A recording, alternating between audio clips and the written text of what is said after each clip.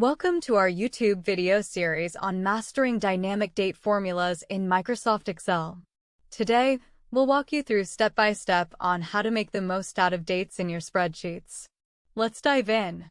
First, let's understand how Excel handles dates.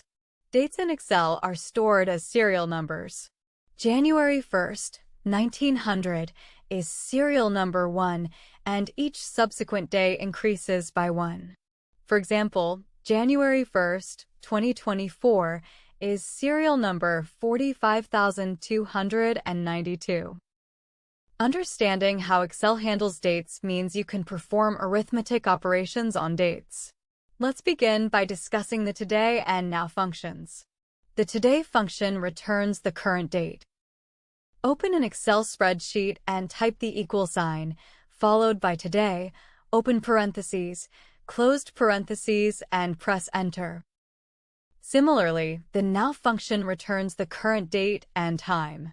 Type the equal sign, followed by now, open parentheses, closed parentheses, and press Enter. Next, we will go over the date function. To create a specific date, use the date function. The syntax is date, year, month, and day. For example, to create January 1st, 2023, type the equal sign, date, open parentheses, 2023, comma, 1, comma, 1, closed parentheses, and press Enter. The year, month, and day can all be adjusted in this function by either referencing another cell or by using an Excel date function. For example, if we wanted to show the date 90 days from today, I would enter equals today plus 90. If we wanted to see the date 3 months from today, we would need to use the date and today function to determine the value for the year, month, and day.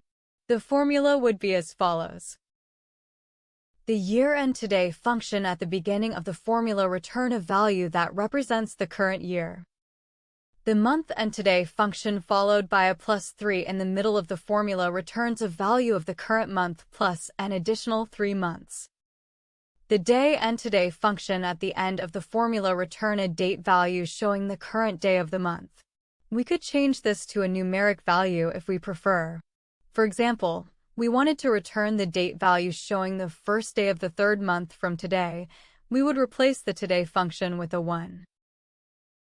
We hope this tutorial helps you master date formulas in Excel. Please subscribe to our YouTube channel, SmartLink Basics, for more tutorials and tips.